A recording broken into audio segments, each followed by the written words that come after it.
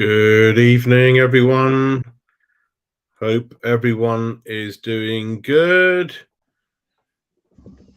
Good evening, Frankie, Uncle Frankie. How are you? Hey, mate, you good?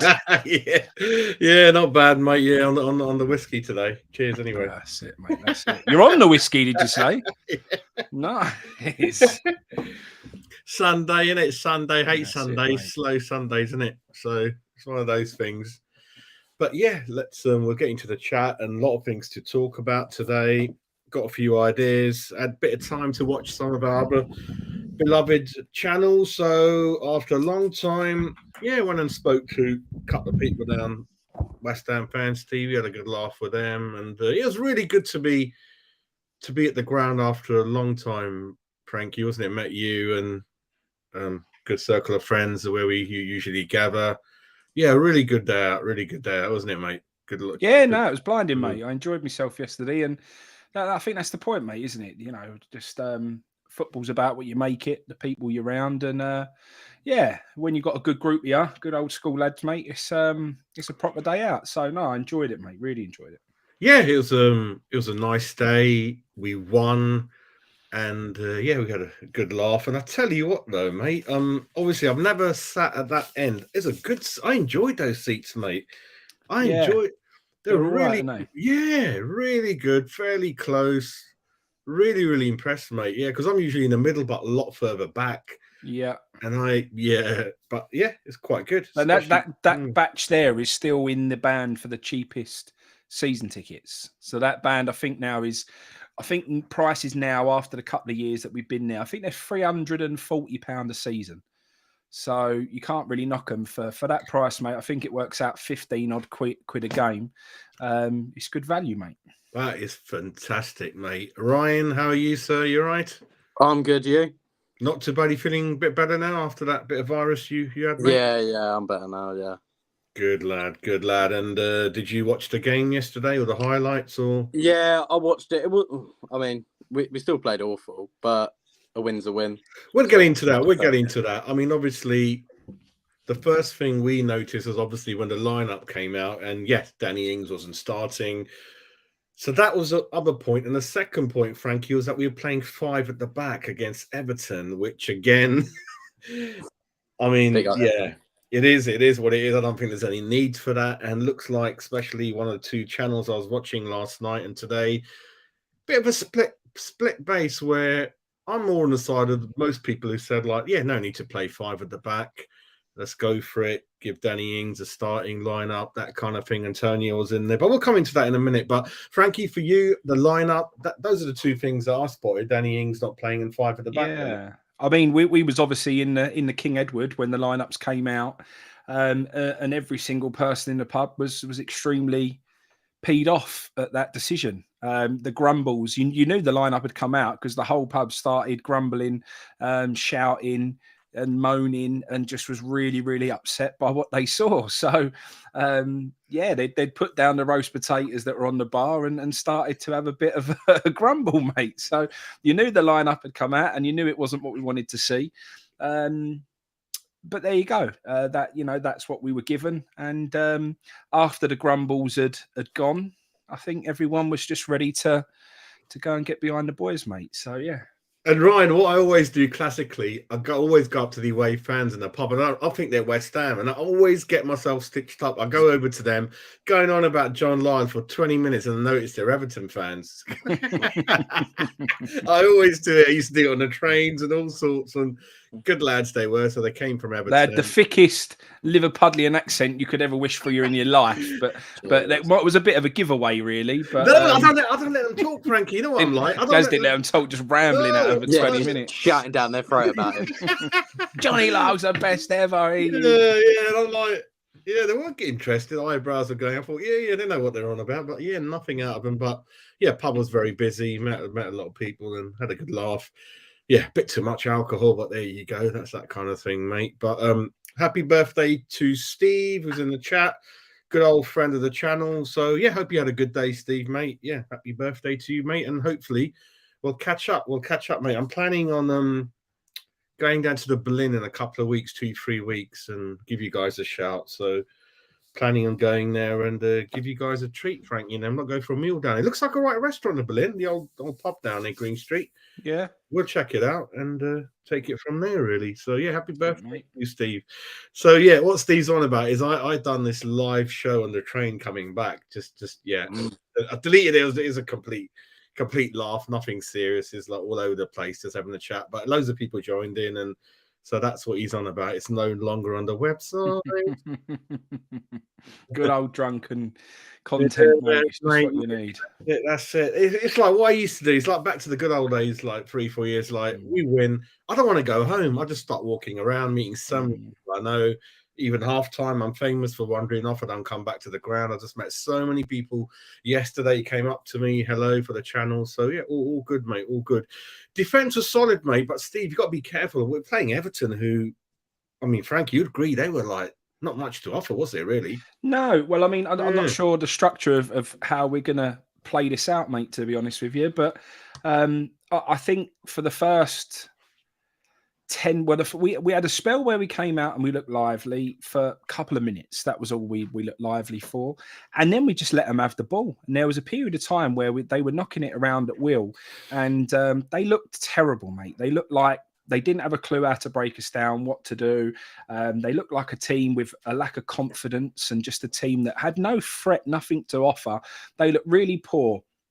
And behind the goal where we were standing, that didn't change. It was silent. The ground was silent. Not a song was being sung. I don't know whether that was nerves or whether it's just typical. I mean, our atmosphere in our stadium at the moment, it must be one of the worst in the Premier League, mate. It was really poor. But what happened was we was letting them have too much of the ball, and all of a sudden the crowd started getting really frustrated, and they started to turn and started really grumbling and said, "Come on, what are you doing? Come on, push on, West Ham, come on!" And everyone started. And you heard that noise of, and the players sort of looked at each other and sort of woke up out of their slumber and thought, actually, we've got to try and push on a little bit here. And once they started to push on, mate, we was totally in control. They had nothing. Everton, they are in dire straits. I mean, we've been poor, but they looked absolutely abysmal. I don't see how they get out of the position they're in, because there's nothing, no positives for them whatsoever, mate. So, yeah, I think it was the crowd's reaction and the crowd's frustration that put a rocket up the backside of the West Ham team on probably about the 20th minute, and that's what sparked them into, just trying to push up the pitch a little bit more, trying to press a little bit more, and trying to put themselves about a bit. And once we'd done that, mate, it was cruising from there. We was going to win that game no matter what. Anyone would have won that game against them yesterday. They were terrible. Yeah, good chatting with you vibes at halftime as well, mate. Good seeing you. We'll promote your clothing stuff. I'll put it into the intro soon, mate. Ryan, for you, lineup. Any comments on the lineup when you saw it, mate? Well, I thought Ings was going to start.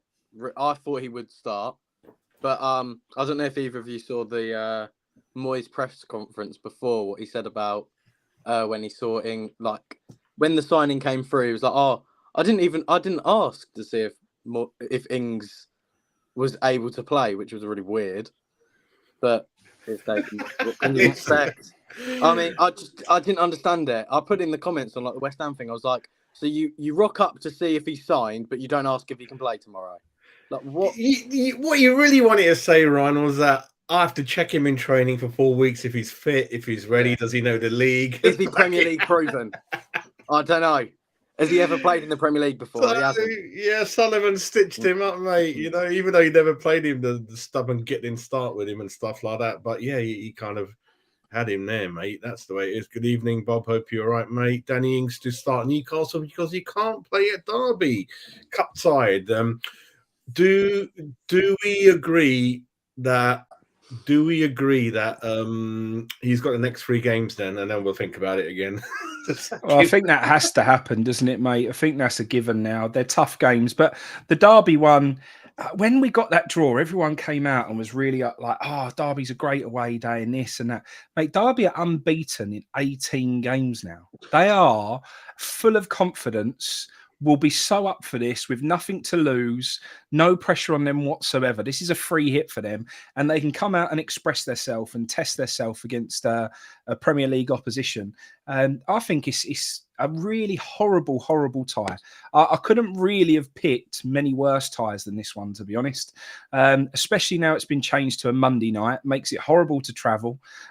Really, just typical us to get the game moved to a Monday. So yeah, it's a really poor tie. I have to say, mate, I don't put anything. While I think you have to be balanced with this situation, and I put no bearing on Moyes' position on this Derby game. If he loses 4-0 to Derby, for me, it's a write-off anyway, because at the end of the day, we've got bigger things to focus on, and it's a horrible tie. And the worst thing in the world is if we go up there, and after the positive that we've had at the weekend, and I know this, people will be saying football's about momentum, go and get another win and build confidence. But if we go out there to win that game and Bowen gets injured, or a key player gets injured, it's really going to hurt us. So I am not that interested in that situation, if I'm honest. But then when he rolls on to the Newcastle game, I expect us to be fit, ready, and to have a proper go at Newcastle. And while they're doing very well, Palace nicked a point out of them last night. I'm not writing the Newcastle game off. I think a lot of fans will sort of see it as, well, we're not supposed to win that game anyway. They're flying. They're doing really well. That they won't see that as a, if we get beat by Newcastle, then they won't see it as a big deal. I still see that as a big deal. Same with Chelsea. And same with Tottenham. They're not Especially in Chelsea, good form. Yeah. They're not in good form. I expect him to win those games. I'm not writing them off because with the position we're in and we don't expect to win them. I expect Moyes to come out and get a win in those matches, mate. So, but the key issue is Frankie. He doesn't set up to win. He's a negative little twat. And teams like Chelsea, they're there for the killing. Liverpool are there for the killing. Spurs, won't go into them too much, but it's just been, well, more or less confirmed, mate. Conte, he's leaving at the end of the season. They got their own issues. Sporting directors banned. They got no money. Love it. But yeah, you got to go for it. You can't put 5-6 behind the ball. It's up to him, mate. I mean, Moyes, he's coming to the end or whatever. We'll see. Hello, Gingy. How you doing, mate? You all right? Yeah, I'm good, mate. Looking fresh, mate. Looking like a Hollywood actor star there, mate. Fresh. Mate, I'm fresh from chasing walls out today, mate. I'm covered in dust and everything. You look all right, mate. You look He's all right. definitely had the air dryer out before coming on there, isn't he? Mate, I tell you what, I said to the missus, get my brush, and she went, you look fine. And I can feel the dust in my hair still. No, you look all right. What we were saying, Ginger, is when the lineup came out, mate, 5 at the back, no Danny Ings starting. What did you feel, mate? I didn't see it as 5 at the back. I know there's obviously 5 defenders on, but I didn't see it as 5 at the back. I see it as they were setting up as Zuma's back in the back line with Aguerd or Bonner. I thought, right, 3 centre backs playing as a 3 at the back, and then I see Kufal and Emerson, which is Emerson we've been crying out for over Cresswell playing as a wing back especially, and I thought that was more positive. Had I seen a formation set up as a flat back 5, I'd have been a bit worried. But I thought with the personnel and with the way it was set out on the formation that I see, I thought that was very good. The likes of Rice and Paqueta in the middle, Bowen, Antonio being started was a bit of a shock because I thought Danny Ings would come straight in, to be fair, or Antonio would probably be dropped for the likes of Bowen up top on his own, but that wouldn't really work. So I was actually quite positive looking at the starting lineup. No Souček in the starting lineup, no Cresswell in the starting lineup, and I thought, right, Moyes has actually listened to some extent, and he's actually gone with what all the fans want, which is Rice out of Souček out of the starting 11 and Cresswell, bringing in some different personnel, different dynamic to the game. We know Emerson likes to go forward. We know he's a better wing back than he is a left back. And what we said before was having Emerson as a wing back to push further up to help the attack. You've got to have the personnel behind you to cover you. Zuma coming back, a massive boost. And then you've got Aguerd and then obviously Bonner. 3 out-and-out centre-backs I think, like you said, Oggy's getting on a bit, but he's so clever in his head, and that counts sometimes. And Frankie, a lot of fans are saying that Moyes needs to stop changing. We don't have the same team in 2 games. Too much chop and changing, mate. We need to stick to plan and just stick to it, mate. Really, I have to say that the one surprise that I did have yesterday was Fornals didn't start. I thought he was a banker to start. I really thought he'd started to bring him back in, and I thought he was one that we was going to see in there. But I think the back five, obviously, he's experimented with it before. When you need to stop the rot, the back five is kind of his way of trying to get a clean sheet. You know, it's always been the case. We know we've been a bit limited with personnel at the back all season. There's a lot of chopping and changing and so on. And yesterday, against a team that lacked confidence, who lacked, I don't know, that cutting edge, lacked a threat up front. They didn't have a single threat in attack. I actually think sometimes they broke down the Emerson side, so our left, their right-hand side. They was having a lot of success down there. But every time they got there was no one for them to pick out. They really did lack a threat in that final third. So I think yesterday, and this is my slight gripe, right? Yesterday, 3 points, main thing. The 5 at the back has turned out to work well yesterday. Zuma not being 100% match fit, I think it benefited him being a back 3, because where he didn't have that match sharpness, he's got more players around him to cover him, i.e. when he slipped right at the beginning of the game and fell over and the ball's gone behind him, they're breaking, where there was 2 other defenders to help him out. So, and obviously Aguerd is a big part of that, because the man is just a Rolls Royce of a centre-half, mate. He is a really, really good player who covers the game really well, reads the game really well. So that made sense. Emerson in a wing-back position, his defensive limitations are helped because he don't have to defend as much because he's got covering behind him. And actually, when we saw yesterday that when you unlock Emerson's attacking threat, he can be useful, mate. He was getting down that left-hand side really well. Don't get me wrong, he didn't cover there. I can't remember who was on the right wing for them, but he didn't cover him one little bit. He was in behind him all game. But when he did get the ball and we was going forward, Emerson was attacking quite nicely. And on the right-hand side, Soufal, again, his defensive limitations, you get away with it. So against a team like Everton, who have no threat up front, it's looked like it worked a dream. My only concern is moving forward against the team that do have a bit more about them. You know, is it still going to hold up and still be as effective? I don't know. And a lot of people yesterday said, 38% possession, which we had at home. So you've basically got one of the worst teams in the league at home, and you've had 38% possession. And everyone said, you don't need possession. It's 32, mate. It's worse. It's 32. So we didn't have possession last season. We're better without the ball. I'll take all of that. But if you give a good team that amount of the ball, they'll absolutely iron you out, mate. So you can't go and give Tottenham that much of the ball. You can't go and give Chelsea that much of the ball. If you sit behind and let Havertz have the ball at will and do what he wants with it, eventually they'll open you up. So it's all been good yesterday. The 5 at the back worked. The low possession worked. Everything's worked. But again, I think someone just said it in the chat. I can't remember who it was. Uncle M. All we do is beat poor teams in the league. And that's all we've done for the last 12 months. It's absolutely true. We've beat another really, really poor team. And, okay, that defensive way we've played and Ginger was happy with it and everything else. Are we going to get away with it against other teams? I'm not convinced at the moment, mate. No, not at all. I expected that sort of, and I'll go back to what I said to you boys before. You've got to manage each and every opponent differently and match that actual fixture. Everton are a poor side this season, so I thought the personnel and the formation worked for Everton yesterday. I don't believe we should use that formation or necessarily the same starting 11 against, let's say, Newcastle next week. But I just thought it worked yesterday. I was happy with it yesterday. Yeah, I mean, before I move over to Ryan, one more question for you, Frankie and Ginge as well, eventually, is that what did you notice anything about Onana, mate, in the middle? Like we were linked with him heavily, mate? Yeah. I did. He was probably their most effective player in the middle of the park. I think he looks like he had something about him.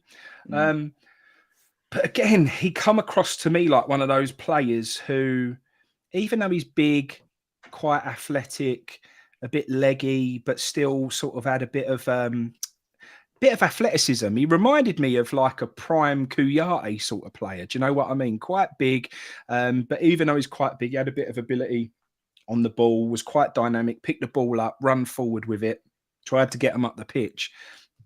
He came across to me like a bit of a fair weather player. I never see him putting in big tackles. I never see him going shoulder to shoulder with Rice, like thing he had done to us in one of the games before, who went Party. So when we played Arsenal, Party had Rice on strings. He played amazingly well and countered basically what Rice does for us exceptionally well. Onana didn't do that. Onana looked just, I don't know. He looked like he was one of them fair weather players. If you was on top of a game, he'd probably look all right, but he didn't look like the sort of battler that you need in the Premier League to sort of get stuck in and put himself about in the middle. He is very young, and he is a really shit team he's in, isn't he? Maybe. Don't help him, does it? Don't help him at all. That don't help him. Agard, Ginge, class, mate. He is, and he proved it for the last few weeks, mate. To be fair, he's been one of our better players, even though results haven't gone our way. You can see since he's come back from the World Cup, obviously, I think he missed the first game back against Arsenal, maybe the next game as well, because he picked up a slight knock. But you can tell that he's class, and you can tell he's got something about him as well. We've been missing Aguerd, Zuma, all of our younger defenders basically, since we had our better defenders and the younger defenders out, and we've had to use the granddads of the defenders. You can tell we've missed those, and I reiterate what Frankie said about the comfortability of having Zuma back with Aguerd, and Zuma being in the back three with other players covering him, and that's the same as Ogbonna, because obviously his age, you worry about faster players and more direct players getting in behind him. But again, like Frankie said, you've got another two defenders there covering him if the wing backs are caught short. So I do like this system. I did talk about it in one of my videos. I do like it because just cheekily saying that if you're not really good in a two, you can get away with being a less than perfect centre half. Like, this is the only formation Kehrer can probably do on the right side. I think examples like that. And again, Emerson was fine. Gufal, okay. Imagine if we spend a lot of money on those, replacing them two. It'll be a good system. I think Agard's such a good ball playing player. Frankie's channels, watching the Tony Gale interview, Gailey was like, wow, this reminds me of Tony Gale. So comfortable in the ball, bringing it out, and done God knows how many balls, 20, 25 yards, 20 yard, 30-yard balls he put through. That's a great avenue. And one of them, a couple of times, he went to Bowen and he would have been clean through all the way from the back. So he's got it in his game. And God bless him, I think Bobby Moore had that in his game, could pass from the back, very comfortable. He's a West Ham classy centre-half, Frankie Agard, He's a West Ham... Mate, what I love about it, that those challenge. Well, we saw one today from Wan-Bissaka as well in the Man United Arsenal game. Aguerd's not afraid to put in a sliding challenge in the box, but he times it perfectly and comes away with the ball. And he makes some fantastic challenges, Aguerd, and just having that little bit. I mean, he's not blistering pace, but just have someone who's got a bit of pace about him, and half helps, because we've normally got defenders who really, struggle when you've got a bit of pace around them. So, mate, I think Aguerd is a big positive in what's been quite a difficult time for us. And I think he's going to be a massive help. As long as he stays, if him and Zuma can both stay fit, it's going to be a massive advantage for us in this, what's getting really tight down the bottom, mate. There's a lot of teams in here. We're all muddled in together. It's going to be a bit of a roller coaster for the next next sort of 5 or 6 games to see who ends up pulling out of it and who gets stuck in there. So it's weird, isn't it? You win a game in 8 and you suddenly up the table. It's really weird. You lose 6, and then you win 1, and then you're up said again. that. Everyone said you win a game and you get out of it and all that. But mate, we're still only 1 point out of it, even though we won a game. It ain't as clear cut as that. You know, when you win and other teams pick up. This is what I was saying to everyone. When you've been through it before, and you know, once you get stuck in there, you win, but everyone else wins around you. And it's like, and even if there were games that they weren't expected to win, you win your game and you think, how have Southampton gone and beat Chelsea?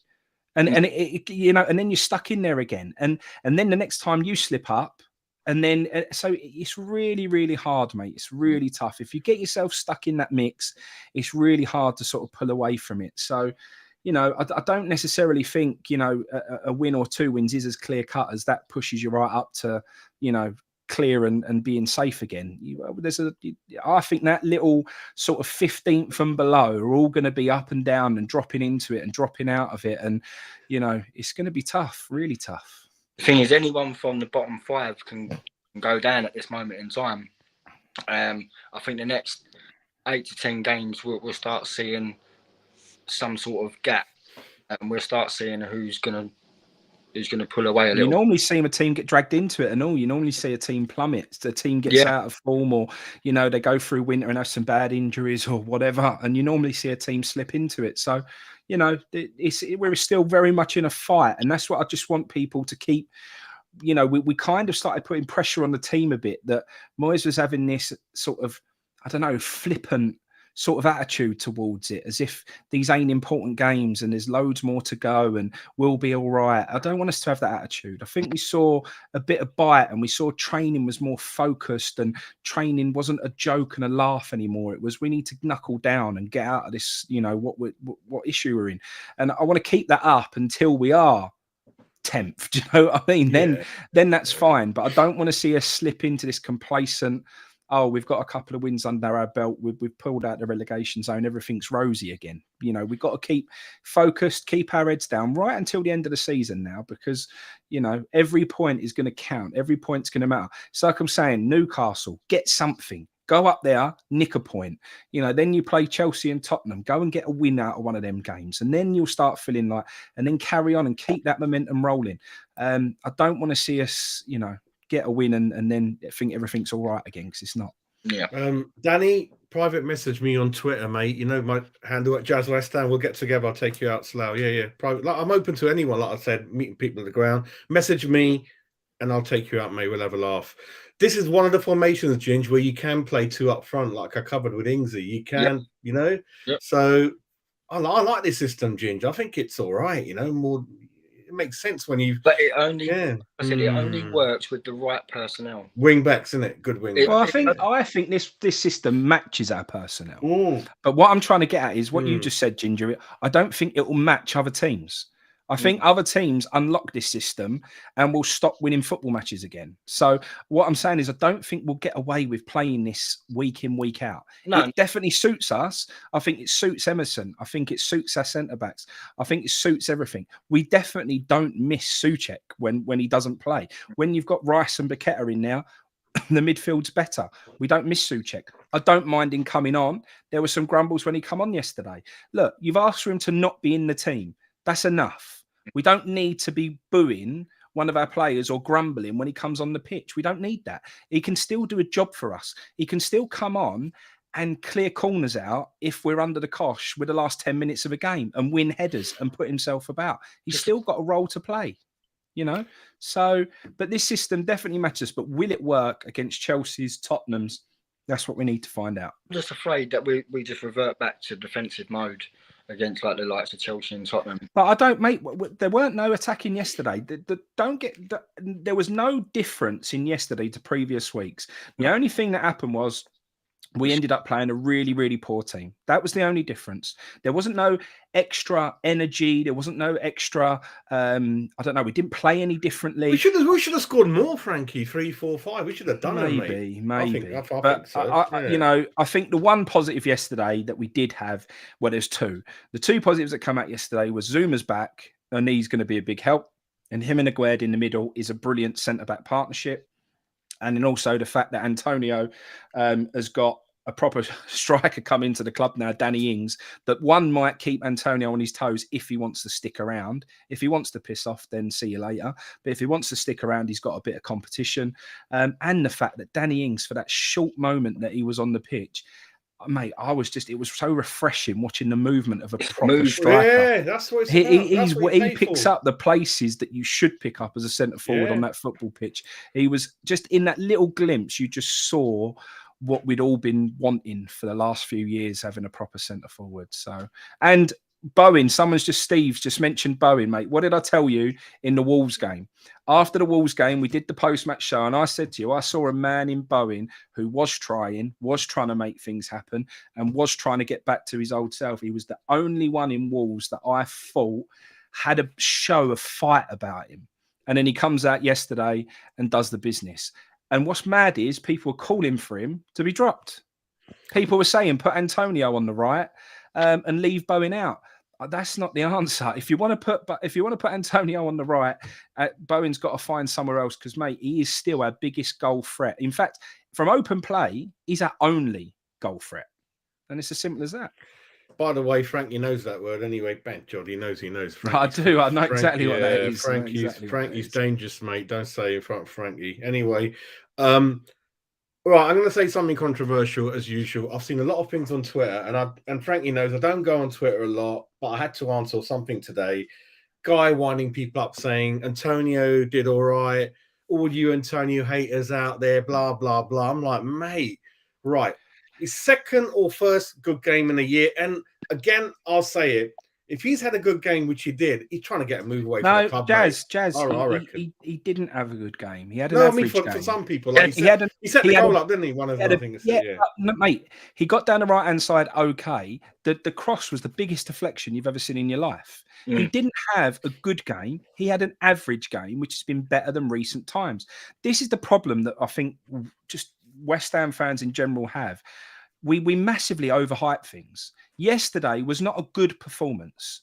It was an average performance against a poor team, and we got the win. And the win was the most important thing. That's all it was. I've heard some people come out and say they were sensational performances yesterday. There wasn't a single player that had a sensational performance. Even Bowen's wasn't sensational. Bowen had a good performance yesterday. He got 2 goals. There was other things he did that weren't great. Fair enough. He had a good performance. Antonio, a bang average performance, but it was better than what we'd been seeing from him. Aguerd, good performance, solid, not sensational. You know, sensational is a big word, mate. At the end, I've not seen a West Ham player play sensational for a long, long time. Declan Rice, really good yesterday. Not sensational. There was nothing sensational about the performance yesterday. It was an average performance. We got the win. Really important. I'm really happy. We got the 3 points. That was all that mattered. But let's not pretend that there was sensational things up yesterday. Antonio was better than he had been. That's great. Which is probably easy to do, isn't it? Easy to do that. Easy to do. But we need to see improvements, and that's an improve. It's a step in the right direction. But did we see the Antonio of old? In glimpses. That break down the right-hand side was a nice breakaway, what Antonio used to do often, and he hadn't been doing it. We had the ball cleared down the right-hand side, and he hesitated and bottled a 50-50. Had he have got to that ball and knocked it down the line, Bowen was through. And I thought to myself, as it happened, does he know he's going, or is he hoping that he's going and he doesn't want to injure himself in a 50-50? But an old Antonio would have gone straight through, clipped it, took the foul. If not, we get a bit of luck and Bowen's through on the right, down the right.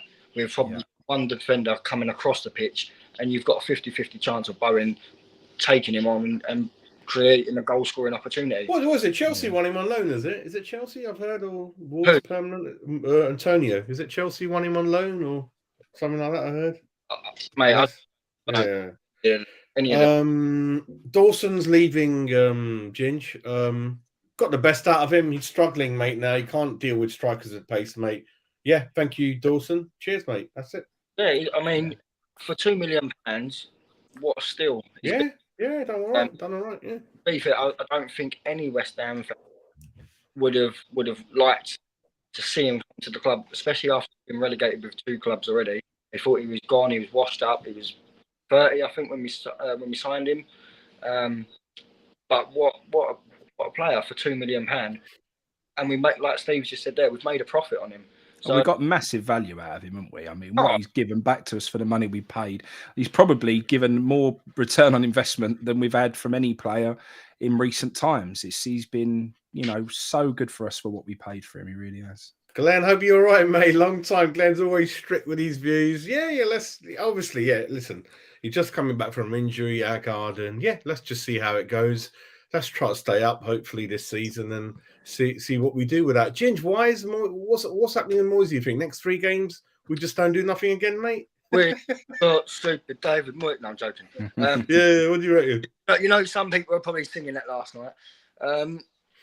I don't believe in all this shit. I think Frankie said it before. You win against Everton, and it's a very poor Everton, and then he buys himself another 3 games. If you're going to get rid of him, if you're going to give him that option, you've lost 2 of the games out of, or you've won 1, drawn 1, lost 1, whatever, when you should be winning at least 2 of those, or possibly all 3. But it's just not good enough. Everton are poor. We should be beating them, regardless if we've been poor. We've got a better squad on paper, and our players, even though they've been average, below average, have still been a bit better than the Everton players in recent weeks. So you've got to expect a result against Everton anyway. In terms of Moyes, he's got an hard 3 games, and he's going to be tested. Will he get out of it?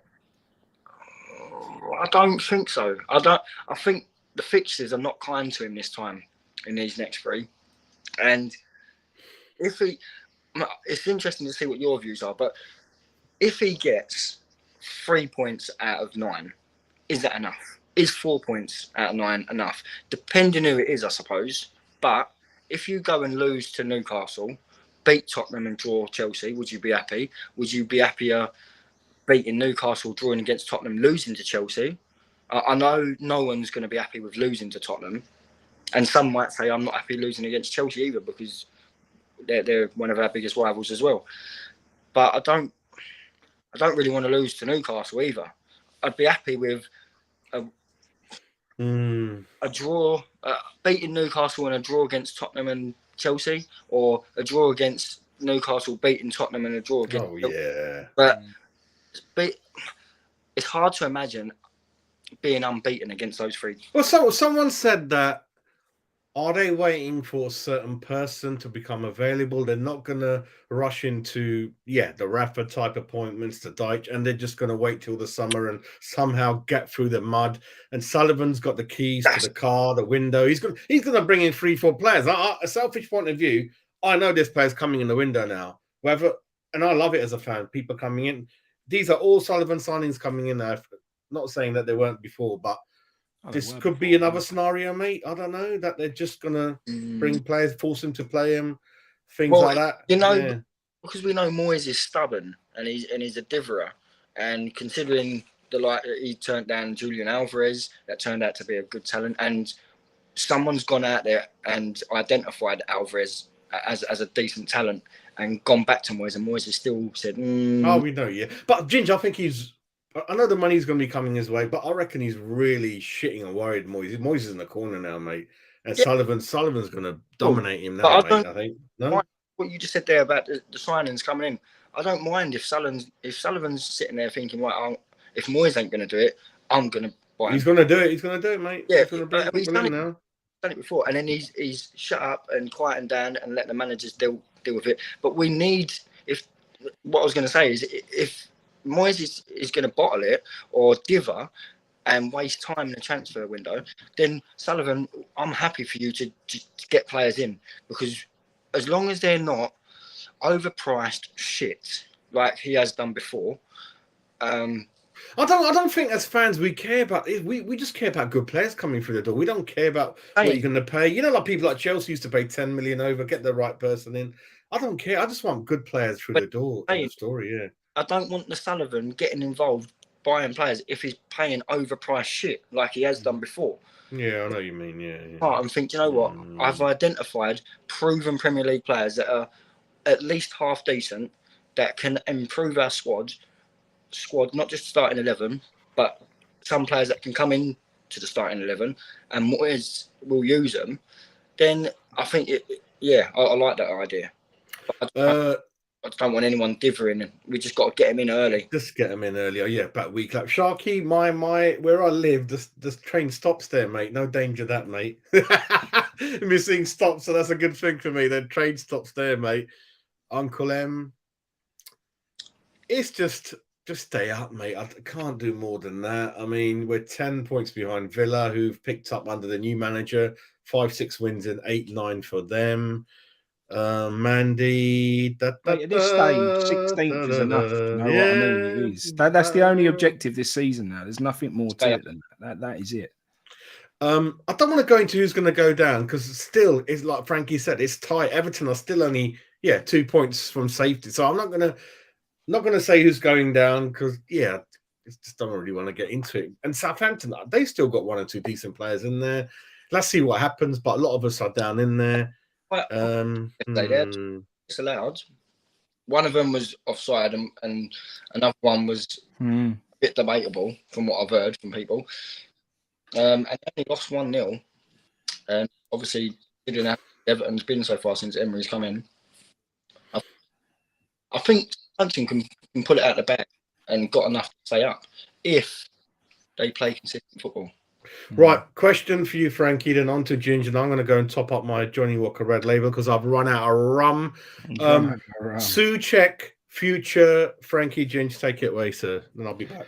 Yeah, a Souček future for me is what we said a minute ago, really, mate. It's we don't want him in the starting lineup. We don't miss him being in the starting lineup, but he has a role to play while we're still at the club. I still think his aerial ability is good to defend the last 10 minutes of the game, to clear corners, to mop things up in the midfield. I'm happy with that, and I think that's fine. But is he happy with that? Is obviously the big question. He's already made grumbles that we know he wanted more money. We wasn't prepared to give it to him. That seems like the start of the decline, really. Could you blame him for asking for more money when he come in on not a lot of money anyway, got Hammer of the Year? I think that was his argument. I'm on nothing compared to the rest of the squad. I've won Hammer of the Year, which makes me the most important player last season. I deserve to be paid accordingly. We all knew his limitations as a footballer. We said it when he first signed. He's not good with the ball at his feet. He isn't very good at passing, but he's got aerial threat. He's an engine and can get up and down the park.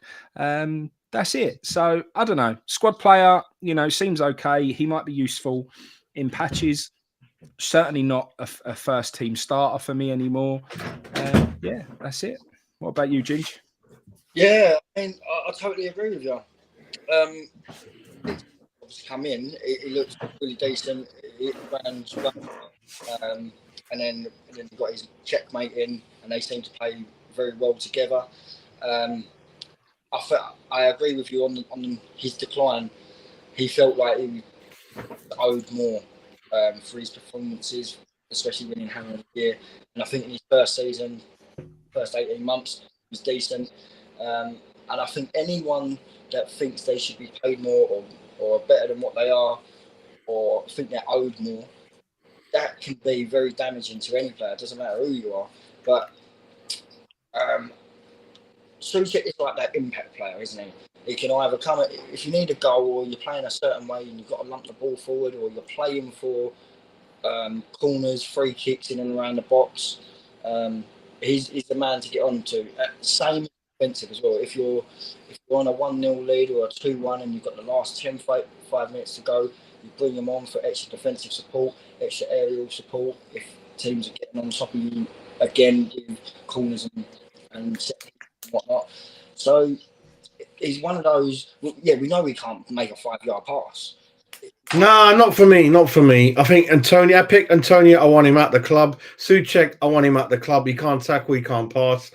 Even on the bench, mate. Those goals have dried up, Ginge. I don't want him there. We got to turn the corner and get rid of these players, mate. Who don't fit any model. I don't know. You know what I mean? What Frankie was saying when you was off to get your rum is that he's no Johnny Walker Red Label. We don't want him in his in the starting lineup. So at best, we don't want to leave ourselves short either. Yeah, and that's what we've got to stop doing, Ginge. We've got to stop relying on only a first 11 and alienating anyone who's not in it. We've got to stop dropping people like Fornals and never see him again. We've got to stop dropping players and then not letting them have a chance and not letting them see the football pitch anymore. You've got to keep everyone happy. You can't just think this is my best 11, screw everyone else. That ain't no good to anyone. And this is what I'm saying. I know Souček ain't right for us. We know his limitations, but he still can have a role to play. He can still be a useful squad player. I think that's important. And, you know, we've got to keep, because you never know when you need them. We might be saying, you know, Souček now, what if Paqueta gets injured or wants to leave the club and wants to go somewhere else? What if, you know, Declan Rice picks up a knock and he's out for a few weeks? Then who else you got? I know everyone will say Flynn Downs, but Flynn Downs isn't proven in the Premier League yet. We know he looks all right. But we have got to start to use a bit more of a squad. If we want to be at the top, I know we're not anywhere near that at the moment, but if we want to get back to the stage again where we're in European competitions and we might want to have a go at a cup and we want to keep a high position in the Premier League, 11 players only isn't enough. You've got to have a bit of a squad. You've got to use some rotation. And the point is, as West Ham, with the money that we have and the finances that we have, you're never going to have 20 top level players. You're not going to do it. There will be some times we've got to rely on average players to come in and do a job. And that is a Fornals, average player, come in and do a job. Souček, come in and do a job. This is it. Everyone's sort of mentioning the wage structure. Souček's on about 3 million. So he's basically on the bottom end of our proper senior players. So he's on less than Fornals, less than Ogbonna, less than Lanzini, less than Kerr, less than Antonio, less than Emerson, less than Scamacca, less than Zuma, less than Areola, less than Paqueta. Actually, the one that actually is really shocking is Soufal. Soufal is on a kid's wage. Soufal actually gets very similar. That's why he catches buses, Frankie. He can't afford a car. But he does. He gets Soufal's on about 1.8 million. He gets the same as Flynn Downs, Ben Johnson, Randolph. That's the bracket he's in. And for a player who's playing week in, week out, which Soufal has, for him to be that low down in the wage structure is a bit weird. You know, what people have got to remember, you know, you have that sort of balance, and the squad was really together and everything else. You know, Cornet come in and went on more than some of our most important players. Cornet come in on more than Bowen. You know, you've got Kerr who's come in on plus 4 million. Kerr's coming on quite a serious wage. You've got Areola who sits on the bench, who's our second highest paid player, which is crazy. And people will look at that and think, why is Areola getting 7 million a year or whatever he's getting? And I'm on a fraction of that. You know, 7 times the salary Areola's getting compared to Soufal.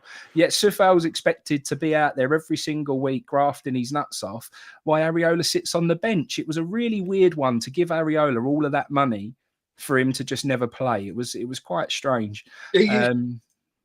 Sorry, Frank. Sorry.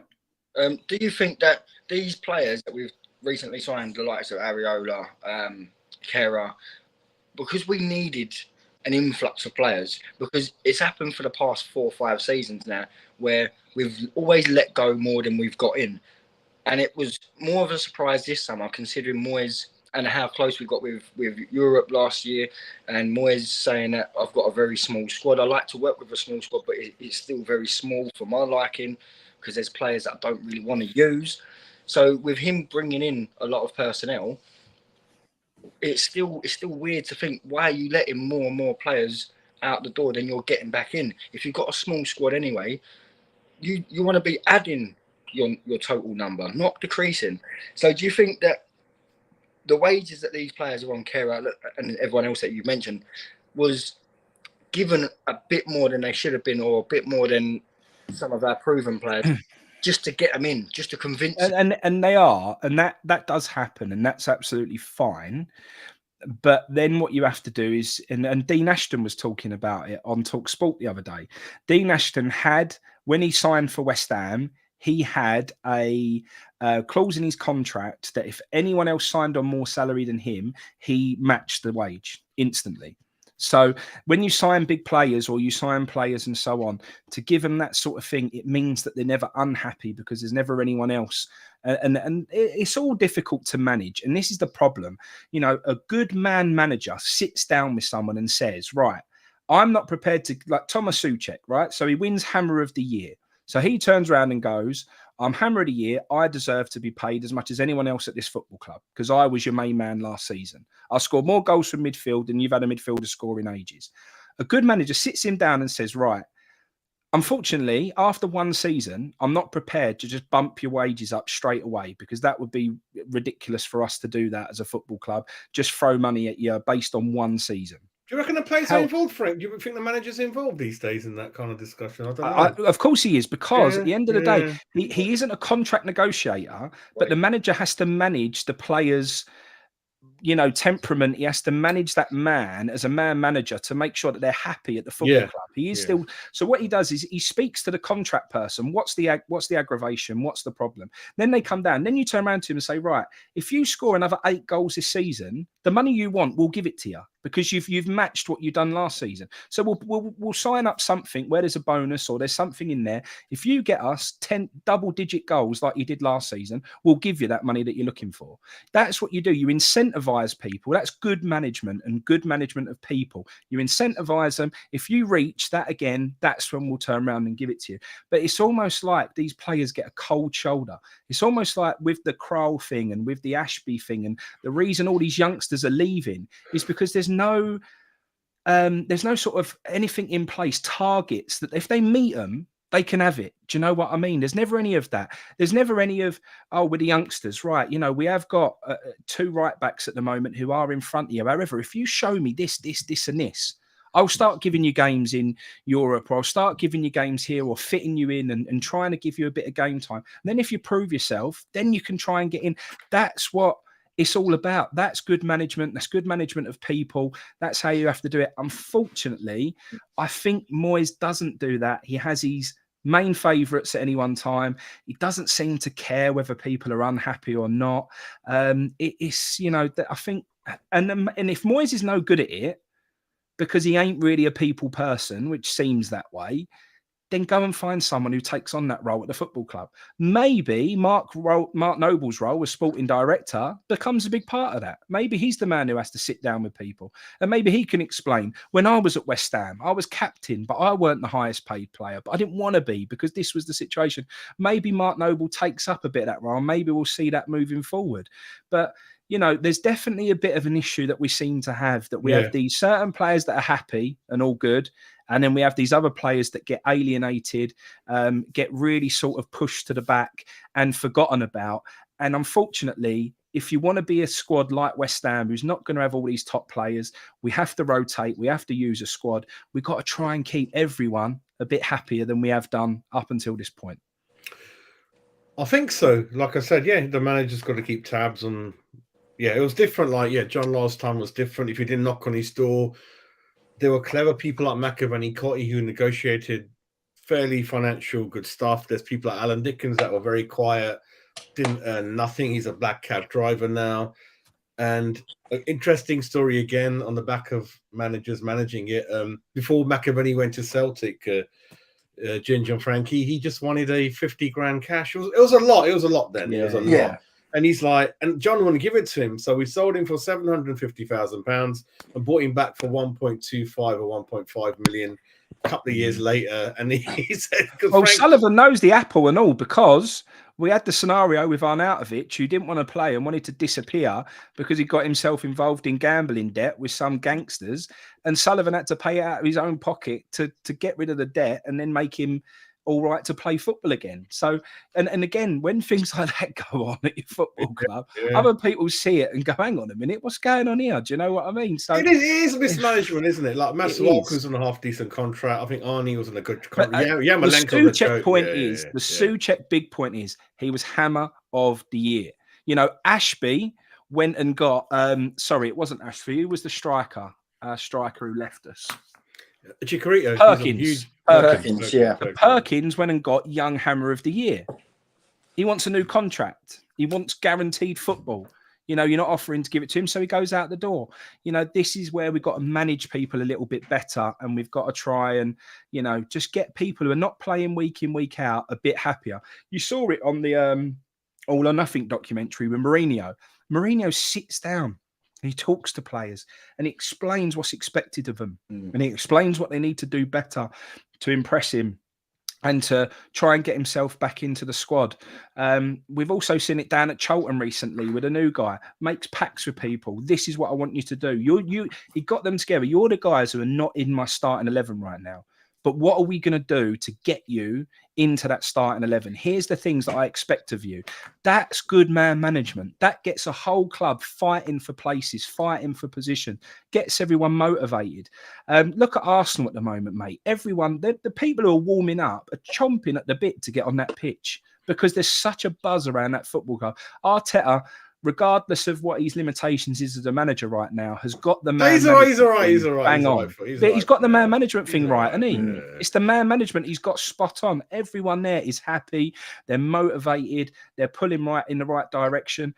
We seem to have that, a couple of years ago, and I don't know where it's all fallen off. We sort of had that togetherness, and it's unravelled. And I think reading between the lines, actually, this was a bit of what Moyes was nervous about with bringing new players in, because I think he felt like everything clicked and everything came together, and he didn't want to bring anyone in who was going to upset the apple cart. Frankie. You need to look at Arsenal. That Trossard made his debut today. They got another 2-3 lined up.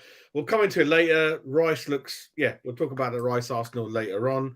But you've got to add at the right time in history, West Ham, Frankie. We've not done it, have we? We've not added. Doesn't matter. Like Liverpool, you've won 3. They'll always add 2-3 to keep the guy challenged. That was the thing with Alex Ferguson, wasn't it? He used to. I can't remember. There was an interview with one of the ex-players who turned around and said, "We'd literally just won the European Cup." They said we got on the coach after winning the European Cup. It was that day. Got on the coach, and Alex Ferguson said, "Right now, we're going into pre-season now. All have your break. I want everyone back, and if you want to come back and you want to win it again next year, then I want you at this football club. If you don't want to come back and win it again, then you might as well be out the door and I'll sell you in the transfer window." And that was Alex Ferguson's attitude. Winners, winners, winners. You're never, just because you just achieve something. Mate, when we had that player awards, the end of last season, there was more standing ovations in that player awards than at some flipping West End show. It was ridiculous. It was well overdone. And everyone sort of seemed to think like they'd achieved the ultimate goal and everything was job done. Alex Ferguson wouldn't have had that. It would have been, we got to semi-final, we messed up. Now let's get back to work because we still got work to do. That's the attitude of winners, mate. Not put your like Graham said, put your medals away, like Bob Paisley. Like Bob Paisley, like couldn't bloody. And Arteta, mate, imagine if his boiled eggs getting late. I don't want to be in front of you in the kitchen, mate. He's like, wow. Because sometimes, Frankie Ginge, the team reflects the personality of the manager. If you're excited, there was a guy taking a throw in Man United. I would have smashed Arteta ages ago. I told you that on the touchline. I would have done him a long time ago. I don't care. I can't stand him. But the Man United players trying to take a free kick, Ginge. Arteta's getting in his way, having a go at him non-stop.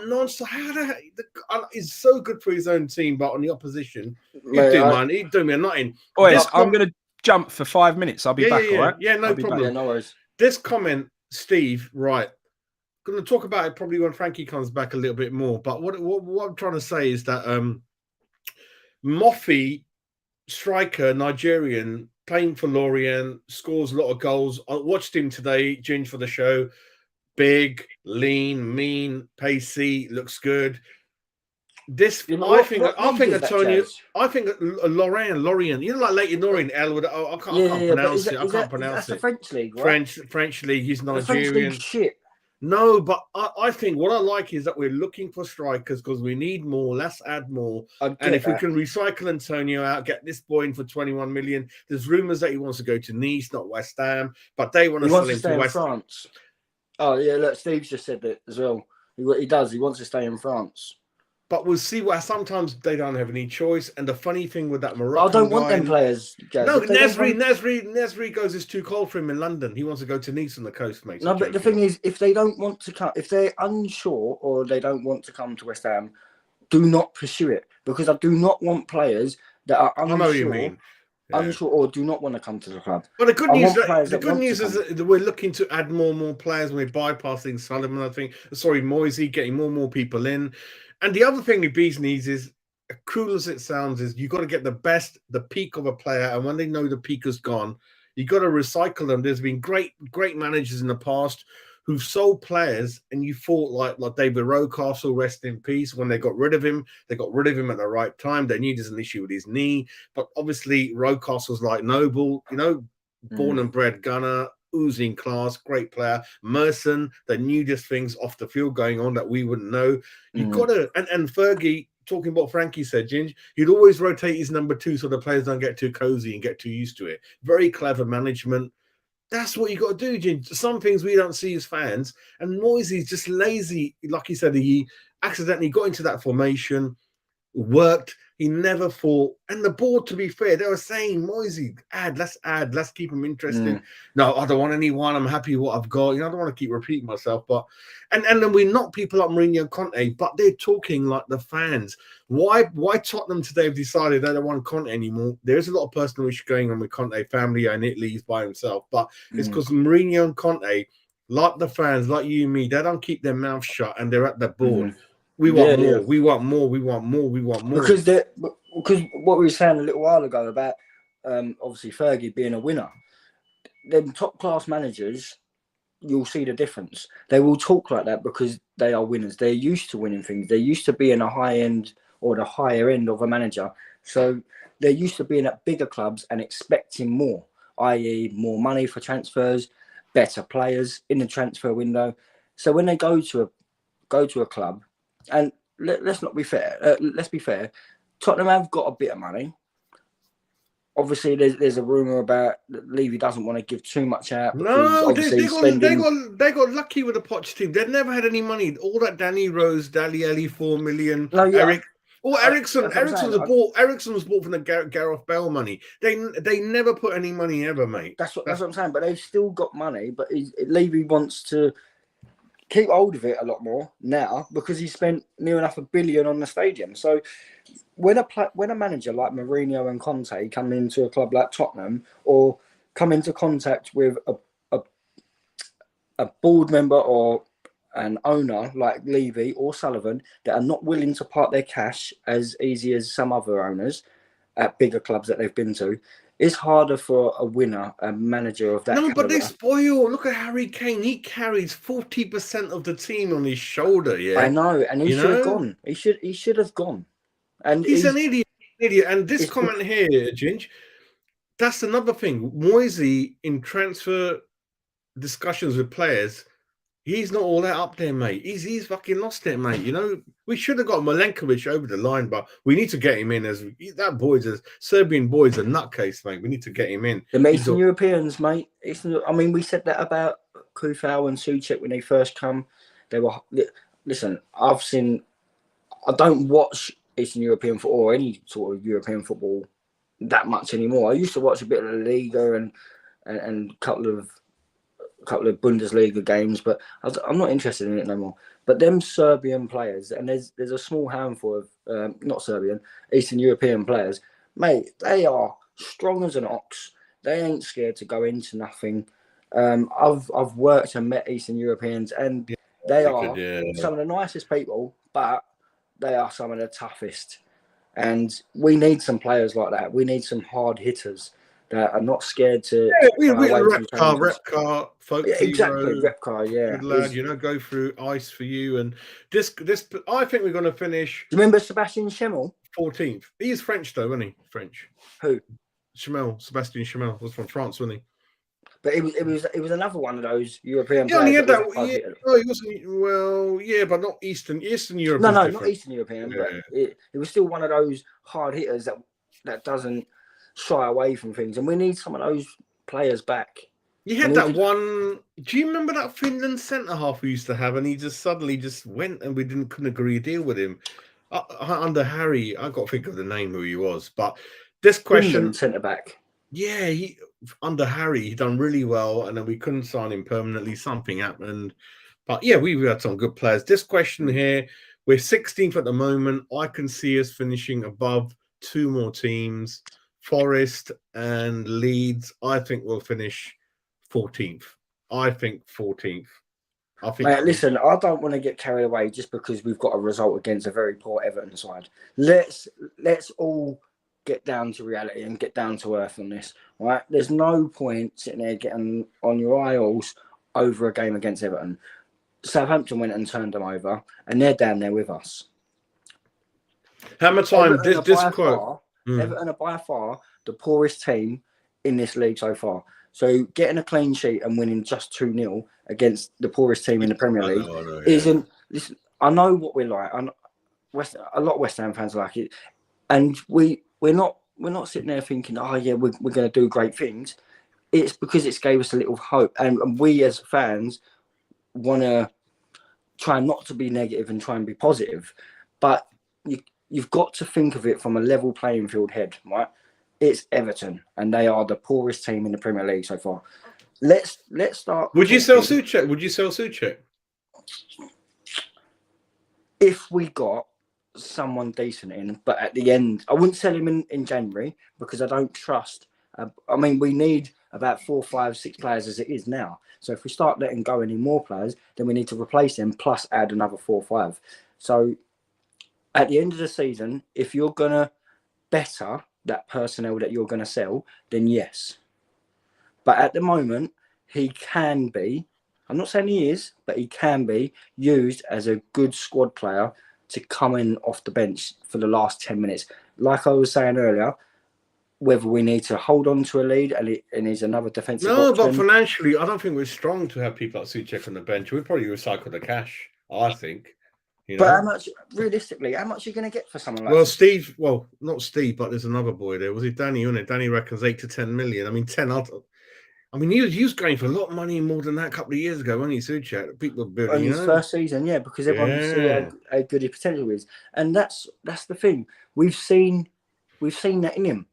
So if we can get him back to that, or even if we can just give him a break, give him something to think about, drop him for a few games, let other players come in and see what they can do, he might be like, you know what, I'm going to fucking put my head down. If he wants to be at this football club and he wants to play, he will knuckle down and he will try, and he will do more at training individually and with the team to try and get himself back to where he is. Because we know he's got it because he's done it before. Yeah. It's not like he's never done it. This thing is good though. Goal difference, good point, Steve. Our goal difference is not bad compared to other teams, but we don't want to stay up at goal difference. I'll probably have a heart attack. But I tell you what, we've got Tottenham, Chelsea, and Newcastle next. That could all change if things go badly. But if we go down, listen, I'll probably end up going more to the matches. To be fair, I know it's a cruel thing to say. I'll be more at the matches, proper football. No more tourist fans, but that's just another way of looking at it, mate. Souček's wages. I think we spoke about it. Souček. He's on like 3 million a year, isn't he? Let me have a look at transfer market. But in the meantime, mate, do some comments on Rice wants to join Arsenal instead of Chelsea now, mate. If you want to go through that. But has he actually said that though? I reckon it makes sense, mate. Chelsea, listen, I think a lot of people are taking it out of context, right? I think he gave respect to a club that are doing very well this season, that no one expected to be up there and doing as good as they are. Has he gave them too much respect? Yes, possibly. I think he'll end up at Arsenal. I think it makes. I would want to play for Arsenal. Listen, if I was him, I'd want to play. Listen, if I was him, I'd want to play for Arsenal at the minute. Yeah, but 18 months ago, you'd say, "Oh, I want to play for City." Do you know what I mean? So swings and roundabouts, like things change in football. City have entered the Bellingham race, Ginge. They want Bellingham, who's an amazing player on another level, mate. Bellingham, wow. Oh, mate, he's quality. But I'm just going back to the Rice thing. I just think that some people are taking the Rice comments about Arsenal a little bit out of context. There might be something to it, but I'm just seeing it from a point of view of he's gave a bit too much respect to Arsenal. I think he was saying how much of a good squad they are or a good team they are. Obviously, we know they're a massive club. They've got history. Even when they've not been doing well in the league, they've still won trophies, i.e. the last, or couple of years ago, they were winning FA Cups and still finishing outside the Champions League spots, letting teams like arch rivals Tottenham overtake them in the league, getting Champions League while they was battling it out for Europa football. And I don't think there's too much in it, not yet. Would Rice like to go to him? Possibly. Who wouldn't? Like, I would like to play for Arsenal. Arsenal. Yeah, but Arsenal is a simple model to follow. Move the ball extra fast, zip, all 24, 25-year-olds, full of energy, very, very fit. But we know Arsenal are like that anyway, because we used to call them the Barcelona of the Premier League football. But he has built a whole new team in 24, 36 months. I get that. But Arsenal have always had that identity of style of play because they've always been classed as the Barcelona of the Premier League. It was quick tick-a-tacker football. It was quick pass. You're not going to get that with Moyes. Look at this comment. That's the thing with Moyes. 100% you're not. He's defensive, mate. He's defensive, mate. Absolutely right, Keith. I just think let's wait and see what happens. I still think that he could... He's not come out and said that he wants to stay in London, he wants to stay in England, or he wants to move up north, or we don't know exactly what Rice wants. Yeah, he's not come out and said exactly what he wants yet. So, I just think the only comment that he's made is after a game against Arsenal on Boxing Day, where we know that Arsenal are a very good side this season, compared to the last 5 seasons. And I'm reading it as, at the minute, he's give too much respect to him. They're going to win the league. They're going to be in the Champions League. Chelsea are not going to be in the Champions League. I think he's going Arsenal, mate. And they've got the money, 100 million. That I think he's going Arsenal. And I think they've won the league, mate. I think Arsenal won the league. They've shown it because they're adding, they bought another striker, winger. I think it's the momentum, Ginge. Then Arsenal are doing all right, mate. This comment here. Irons just said a comment there. Rice isn't going to say anything. He isn't because he's got respect for West Ham and plus the media training thing. And he isn't going to say anything. Yeah, but would he like to go to Arsenal? Is a different question.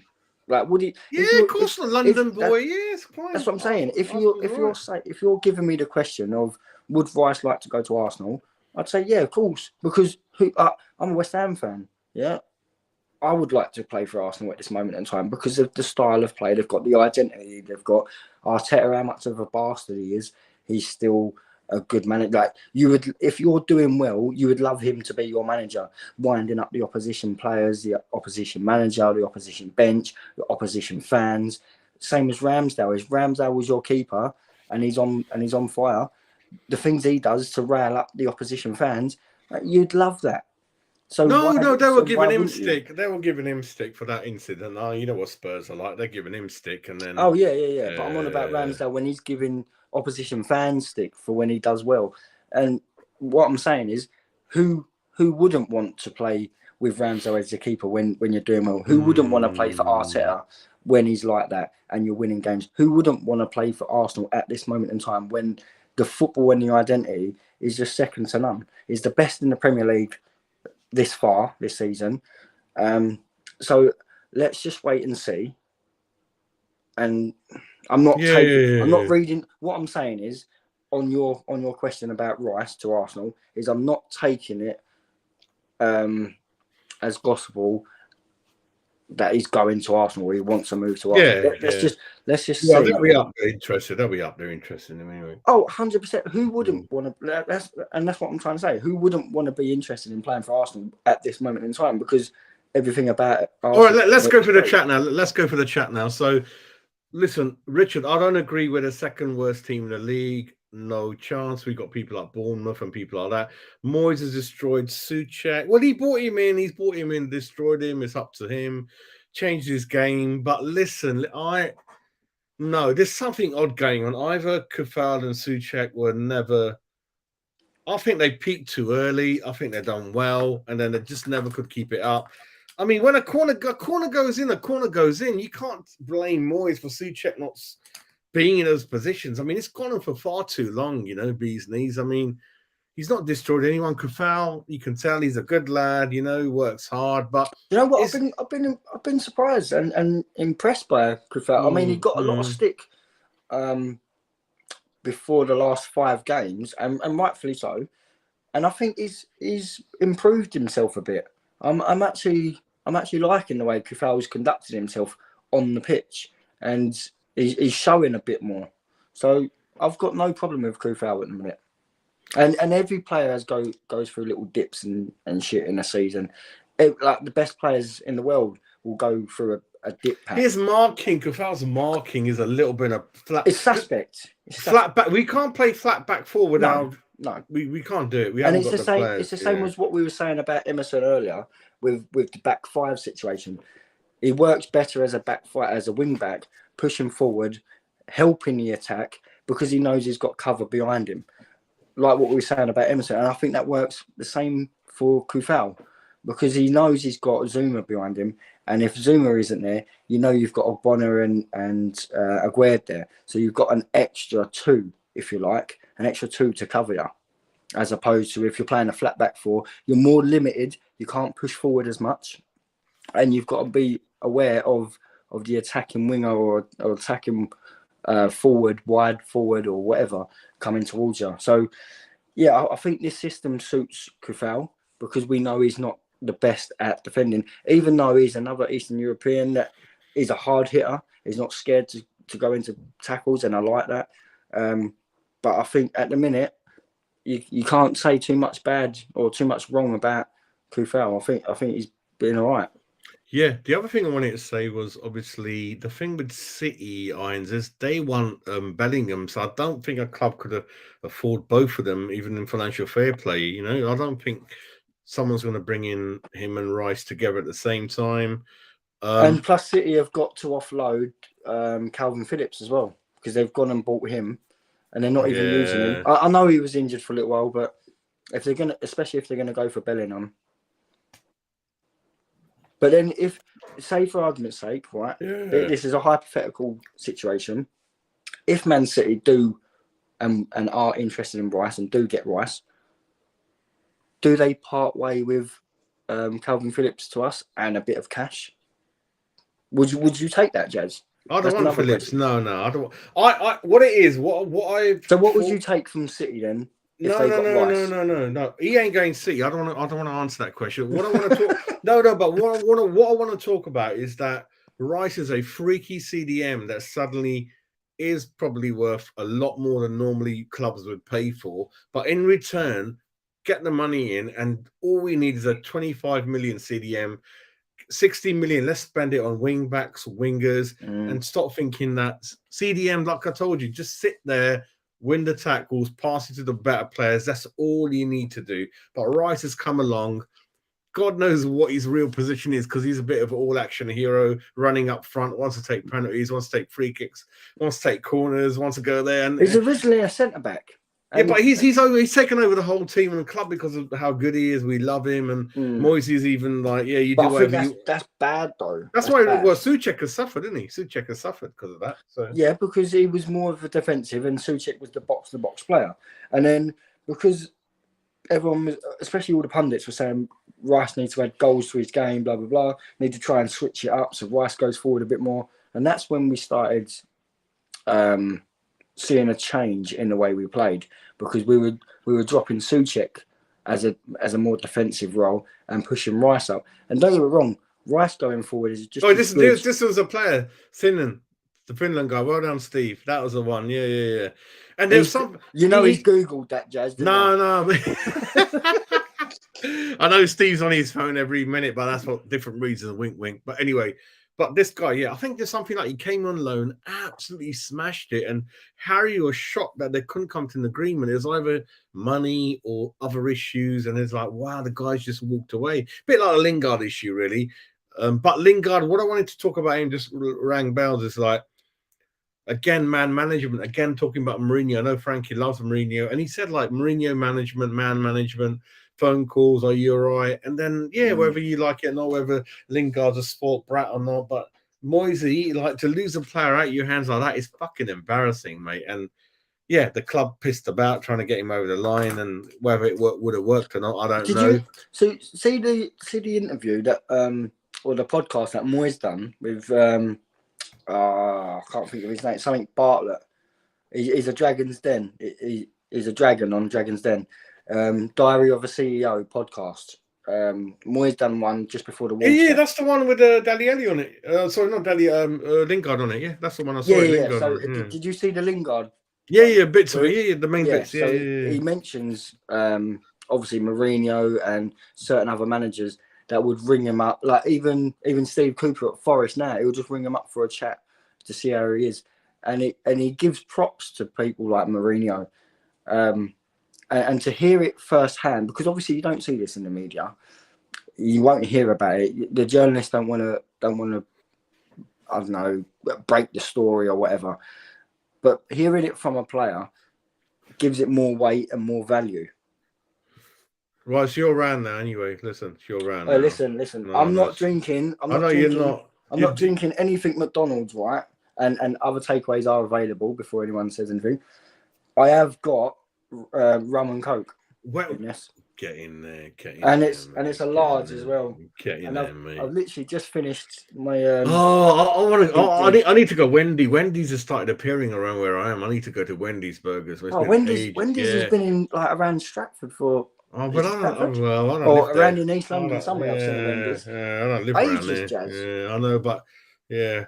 You need to get out of that dark side of beyond West London, mate, and come over here and have some mashing jelly deals. Get some jelly deals and. I was saying yesterday to Mrs. Steve's. I'm going to do it. Steve, I'm going to do it. I'm going to eat it. I'm going to eat it. I'm going to eat it. I was working on site in so I used to get off at Upton Park, walk down Green Street, and turn right as if you're going towards Canning Town, and it's still in place. You better do it with me, Steve. You little git. You better do it with me. I will do it. I'm going to do it. Yeah, but listen. We'll all do it. And we're filming. No, eels are fine. It's the jelly that's like. Right, so there was this pie and mash shop. I was on site. Probably filming, mate. We're filming for the channel. Yeah, definitely. Like trying jelly deals for the first time or something. Reaction to jelly deals. So I was on site just around the corner from Upton Park, as if you're going towards Canning Town. And funny enough, I found a really nice pie and mash shop, and it's called BJ's. And funny old name. I think that's why I was drawn to it, you know. But I like a good old BJ. You went in there, thought it was a Thai massage parlour. Oh, mate, I was like Jay from In Betweeners. Can I have a lick of your cornetto? So I got two pie, two mash with liquor. Got in a takeaway polystyrene. Gravy, mate. You need but you know, until you've tried liquor, Jazz. No, I have had liquor, parsley. It just hasn't got enough flavour for me. I did have it. I'm fine with it. I suppose it's the same as like homemade curry sauce. Every chip shop curry sauce is going to be different. No, curry sauce is like no. What I'm saying is like the concept is like powder granule stuff, isn't it? I don't know what it is. Yeah. Yeah, but like the concept I'm trying to make is every chip shop curry sauce will try and do their own version. So every pie and mash shop will try and do their own version of north. Curry sauces are better the more up north you go. I think because it came from there, didn't it? Originated, I think. Well, yes. Gravy and sauce up north, they love it. Chips like Liverpool, like when Anfield, food was like I didn't even find anything. I just wanted like gravy with chips. I don't usually do chips and gravy, but up north is the way you do it and all that kind of thing. Steve and Ginge, you never had jelly deals, have you? Have you? Me? Yeah. Yeah, of course I have. I love all the seafood. Okay. And Steve, no, I'm joking. Steve, let me know. I'm not sure if Steve's had it or not. The only bit of jelly I've had is inside of a pork pie when they stick that jelly stuff on the inside of the pastry. Steve, pie and mash, you're absolutely right. The chili vinegar and all that kind of thing. Absolutely. I think the only thing my issue with when you're comparing gravy to parsley sauces, I think I want more seasoning in the pot, more salt. I think that's what attracts me to gravy. Salt it out, Jazz. I'm all right with listen, I'm fine with both. I've had it with both. I'm fine with it, mate. No issue with that. But I'm like, there you go. Yeah, I don't know anyone who likes it. And Danny, Steve's just put a comment saying, "Yeah, mate, I love jelly deals." I think he's trying to Right. I'm going to stick 3 down you then, mate, and they're going to film me. Well, Steve, I'm going to Steve, mate, you dropped 9-inch yourself in big it. little electrical ones live from the canal and shove it right in your gob. He probably eat it. He'll eat it. Steve's like that. You'll eat it. You love it. You love it. Hey, I remember going along the Thames in Thurrock, doing a bit of fishing with my pal. I mean, I don't like fishing that much, but I'd be there with my pals. Just, you know what I mean? Take a bit of food and bit of alcohol. Oh yeah, I didn't know it's available. Together. I didn't know jelly deals at Upton Park. People eating it around the ground, did they? I didn't know that. Did Nathan's do jelly deals? Yeah. Do you remember Soccer AM? Right. So Adam Smithy, from Soccer AM, he used to have this persona, this character called Frankie Fryer, and it was basically a piss take out of Danny Dyer, right? And he used to do away days. This thing called away days was his segment, and he had Danny Dyer on it for West Ham. And they went the twins. Yeah, and they looked like twins, yeah. And he's like, Frankie, Danny, Dyer, Fryer, what are you doing around here? So, and then they go into Nathan's, right? And he goes, oh, I love a bit of pie and mash. And Danny Dyer goes to him, no, mate, you've got jelly deals. So he tries eating. How long were you waiting, Frankie, Uncle Frankie? I didn't see What's you. happening? I've been waiting here for ages, mate. You're out of order. I've been sitting here listening to you two waffle on about food for the last 20 minutes. Right, have you had jelly deals, Uncle Frankie? You know I haven't, mate. I don't like any seafood, do I? I'm not a seafood man. But you're right with cod and chips, aren't you? I think you're right with that. That's as far as I go with it, mate. Would you try it for the channel? Yeah, no, I'll give it a go. I'll try and I'll kill Steve if I'm going to kill him if I spit it out. But I'll do it. I wasn't going to do it, but I'll do it. I'll do it for the channel. I'll do it. Yeah, I'll eat it. I'm fine. I bet you I fucking like it. I'm a bit like that. There's not much food. There's not much food I won't try, won't eat. Obviously, pets is a sensitive subject to me, like most people in this country. So I will not do a lot of that abroad. Like, I had rabbit curry in Spain. Nigel Clough was in the same hotel as me, Mallorca, back in the day, and lovely. I loved it. Rabbit curry, superb. Talking about like weird like animal food and that. Have you ever had venison? Venison meat is fucking banging. It's all right, yeah, about that, yeah. It's not weird though. Venison's like, frankly, venison's like all right. Venison steak and venison meatballs I had, and I was a bit skeptical about it when I first tried it. I was like, no, I don't know. A bit of chicken and a bit of beef is probably like, and a bit of pork is probably as far as I go. But venison, I was like, dear. Like, listen, I haven't travelled far east a lot, but I've heard about the lollipop sticks or what's on it. No way. You must be joking. I ain't doing none of that, bro. No. There's a limit.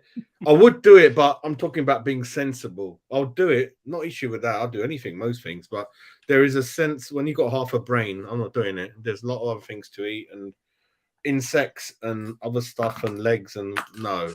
Monkeys. No, I can't. I ain't doing it. No. Kangaroo's testicle and that. No. You wouldn't be good on the jungle, Jazz, would you? No, mate. I've heard what camels smell like, mate. No way. Sausage and batter, mate. Frankie, controversial question. I've gone off Savile. I don't like Savile. I think it's really poor food. Mate, do you know what? They ain't what they were, mate. They taste ropey as anything these days. I don't like them. The quality of them's gone right down the and back. You know what's in it ain't good, innit? You know. Yeah. You know. No, I'm being honest. I mean, Savile is never caviar. I know that, but I know. No, mate. Right, big question for you, Ginge. I love my fish cake still. I'm such an old git. I love fish cakes. The chippy. Love fish cakes. I remember when we was at Erhan's when we was doing the hammer. Yeah, are they from Greece or Cyprus? Or Turkey? I always get it wrong. Where they're from? And he's still there. The son we spoke to, didn't we, on the show? Didn't we? Yes. Oh, his chips are banging. I spent a bit of a time with him out in Seville when we was out there. He's a good lad. Oh, did you? Yeah, he's a good lad, isn't he, Frank? Yeah, he's all right, mate. He's all right. Nice and Leon, I saw him in Leon as well. I saw him both. They were both, yeah. Yeah, so when we were doing the Hammer history, we popped in there and asked him about the business pre-move and post-move and how the business is and how he come about to be a West Ham fan and whatnot. And we ended up getting some food before. What game was that we went to, Jazz? Was that the Leeds game or was that the Watford game? Which one, mate? Norwich. We're definitely together. Norwich game. Definitely Norwich game together. Yeah, that's bad. That's bad football. We ended up getting some getting some food there, and Jazz is like, "Come on, we'll get some fish cakes as well." I was like, "What is it with you and fish cakes?" And he's like, "No, we'll get a fish cake." And I was like, "Mate, I can't eat it. I'm stuffed." I'm We'll chippy. get you one. I am chippy obsessed. The kids not. I am stuck in my chippy days, but I'm mad, mate. I am known to go many miles to get all that kind of grub because it's right. I'm not a Danny. I'm not going to say that against your lovely lady. I'm a gentleman. I ain't doing that, mate. And that's good for you. Then we can go around, go for a drink. You know, when the lady likes the friends, Frankie knows. Frankie goes, Frankie's with Jazz. I go, yeah, Jazz are nice. That's got a reputation. Once they know they're with Jazz, it's like, yeah, I like him. I know how it works, mate. But I'm not just, that's what it's about. Always look after the ladies and everything's cool, mate. That's the main thing. Right, Steve's going on and on about Frankie's T-shirt and, well, yeah, I saw that yesterday and it's a new, we'll promote you on the channel next couple of weeks. And was that yours, Frank? No. It's a new company Frankie's found, and it's quite nice, quite good. Yeah, we'll talk about it next couple of shows. But yeah, bit of retro, is it? What would you call it, Frankie? Bit of retro, bit of it's just I don't know. It's nostalgia. Terraces. It's terraces, isn't it? Nostalgic. It's terraces wear. I like a good old bit of football clubber, mate. It's good. Yeah, definitely. I love stuff like that. I mean, talking about barking, Danny, I'm gonna get myself into trouble now. I've heard barking is a right dived. It's not. It's weird. Right, I've heard it's gone downhill. Well, I don't know if it's ever uphill, but it's really bad compared to what it used to be. It's barking mad, Ginge. Barking. Oh mate, I'm in Dagenham at the minute, and Barking's literally the next stop on the overground. Oh, okay. A couple of stops on the tube, and I've had to go there a few times on way homes from stuff, or because the trains ain't running, and I have to go into Barking and get the bus into Dagenham, and it is a dive, and it always has been, really. Let's be fair. I don't know. I don't know. But I've heard it's all up and down, mate. But what we're gonna close it down. But things that we spoke about, obviously, for me, and I'll move on to your lads. Antonio, thank you, goodbye. Dawson, thank you, goodbye. Suchek, thank you, goodbye. Kafal, I'll think about it. You're a good lad, and you're cheap as chips. That formation I like because any formation with two up front, I like it. It's West Ham, it's up front, it's attacking. David Gold tribute. I heard they played Spanday Ballet Gold. I missed it, but if that's what the family wants, that's cool, mate. You know, no, lovely. That's fine. Got nothing against him personally. Rest in peace, my man. Listen, it was about a man's life at the end of the day. Listen, he's no issue with him, and a good thing that another channel said, which was like, if you don't understand West Ham, we are decent club, decent people. We would never do anything yesterday to stop all of that. We're not like that. We're the first people that respect anything like that, and first people to help people and stuff like that. And again, I don't want to go into it, but we all remember Tottenham Chelsea final at Wembley where the Spurs fans skipped that. I think they jumped over the railings, and this old lady, the flag, they stole it from her hand. And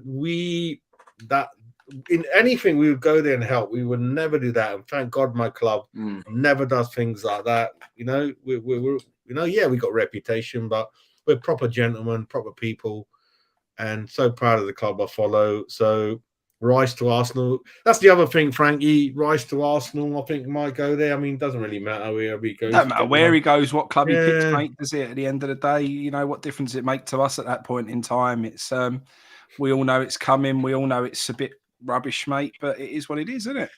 A lot of people want me and Frankie and Ginge as the managers and all that kind of thing, really. Do you know what? I see that on another video. Exactly the same thing. They want to see me and Frankie take over, Moyes. I'll do it. You know, I don't care. I'll do it. Actually, I love buying players. I take that back. What I see was Jazz in goal, Frankie centre back, and Ginge in reserves. I used to like playing. I don't mind. I like the goal. Yeah, always all action, mate. Get in there and all that kind of thing. That's because you didn't want to run about after the ball. No, I was a very skillful player. I used to whip it, Ian Bishop there, mate. But in the school, they always stuck me right back, and that is the worst position, gents. Full back is horrible position to play in it. All I'm doing is I'm watching the ball go, and then I've got 6'8" guy to mark, and I'm like, and as soon as I get it, they're telling me to hoof it like they used to in the mid-late 80s. he wasn't very good football in the Kept you mid-80s, right mate. back in that changing room, James. And all he used to be is like, get rid of it. I'm like, why do I want to I want to play. I don't want to just get rid of it. Kick someone up. It used to be the mid-80s and late Brian Robson times, mate. I like good football, but hopefully it's changed now. We are producing good players technically. I mean, I always told my son the other day before I passed on to you, Jin, he's like, Glenn Hodder was all like silky West Ham player, mate. You know, Liam Brady or them lot. That's West Ham, mate. That's West Ham, and silky football. We'll need to get more of those players back in, innit? But for me, well, yeah, I know. Looks like, I don't know. Yeah, the relegation, wherever who's going down, we're staying up, wherever who's coming in. I don't want to talk about it. All I know is like, yeah, we won. Very important win. Ginge, Dan from West Ham Fans TV, good little lad, whatever. And he went as far to say if we'd lost, we were down. Would you go that far? If we'd lost yesterday, we were relegated. Would you go that far? I could see a real problem if we'd lost. If we'd lost to the poorest Premier League, there's got to be. You've got to start thinking like that. I mean, we were thinking like that anyway, that we get relegated if we carry on playing the way that we're playing. If we carry on playing the same personnel that isn't working, same formation that isn't working. So if we go and lose to the worst team in the Premier League, then yeah, I could see it. I could see why he said it, and I'd probably go as far as half the fans probably would have believed so as well. It would be hard not to believe that. Let's be fair. If we go and lose to Everton, when's the next win coming from? When you've got the likes of Newcastle who are flying, Chelsea are a bit hit and miss, Tottenham are shit basically, but they'll still turn us over with the way that we're playing at the minute. So yeah, I can see where he's coming from, and I probably would agree. Frankie, closing comments from you in terms of where the season goes. When is Moyes going to go, mate? And yeah, we can't really think beyond that at the moment. Yeah. No, I think I mean I've come to the realization, mate, that no matter what we think with Moyes, we're not going to know, and I've just come to let it be. What it is what it is, because there's so many times I thought he'd be gone. I thought after Leicester, I thought after Wolves. There's been so many moments where I thought, well, that's that, and it hasn't been. So I've kind of let that go. I'm not going to keep playing on my mind. I'm not going to keep thinking about that now. The only comment I've really got, mate, is just how poor the atmosphere was yesterday for such a critical game. When I say not one song was sung, I mean not one song was sung throughout that game. It was really, really flat. And I was standing in the part of the ground that normally has quite a bit of atmosphere in it. So I just want to see for the Chelsea game, just us be up for it a bit more, because I think the Chelsea game, we're going to need to get behind them. It's a London derby. We can beat Chelsea, but, you know, I think we've got to do our bit as well and make a bit of noise. And some of the games that they've had the noise in that ground have been against teams like Chelsea and Tottenham. So, yeah, hopefully we can just create a little bit of something. It don't help with the Chelsea game being 12:30. That's a killer. Because people can't have a few beers beforehand. And get that's why they do it, though, isn't it? No, it is why they do it. And it's a shame that they do that. But, yeah, I really hope we can get behind them and try and roar us on to safety. But yeah, you know, for me, even if we do go on a good run, even if we do beat Chelsea, even if we do have these positives, I feel like you know, even if we get to the end of the season and we're 13th, for me, next season we need change in the management, and I still want to see Moyes go. If we hold on to him and he keeps us in the Premier League, then fair enough. Actually, that's probably the ideal scenario. If Moyes can see it out, not in a negative, and see it out to the end of the season and go at the end of the season, then maybe he's what he's done for us is seen in a bit better light than he might have taken us down and we not knowing. So I've seen a lot of people comment that they're happy to give him a bit longer now because of the result. I'm not in that frame of mind. I would rather get rid of him right now because I think it's the safest bet for us. But it is what it is. So, yeah, just get behind the team, mate. Carry on doing what we're doing. And hopefully we can make a bit more noise in that ground next time, mate. Yeah, for me. That's the thing, though. That's the thing. It doesn't matter who you bring in and whether you like them or not. And if the manager's not doing well, of the boards not doing what you want them to do, first and foremost is the team. You've got to get behind the team no matter what. There's a time and a place to vent and air your views on players, board, manager, and you've got to do it at the right times. As soon as that first whistle, when that second whistle, 90th whistle goes, in between those, you've got to get behind your team. And yeah, like Frankie said, you can't be distracted from what's going on off the pitch to not support your team on the pitch. And I think that's very important. Yeah, I mean, the two going hand in hand. But for me, Moyes, it's the end. I don't want to see him anymore at the club. There's no future with him. No. And let's just wait and see. It's ridiculous. And the window is going to be controlled by Sullivan. That makes Moyes look even more stupid. And he ain't going to get the best out of things, whatever happens. Listen, I had a good day yesterday. Hard fixtures coming up. Let's see what happens. Hopefully stay up. And let's see what the short-term, long-term plan is. At the moment, it'd probably be short-term with Rafa or whatever, Deitch or whatever. And again, the future's uncertain, gentlemen. The future's uncertain in terms of the manager, obviously the Rice, Souček, and all these people, and obviously the ownership of the club is up in the air because I'm sure David Goldstall's will want to sell their shares to whoever wants them.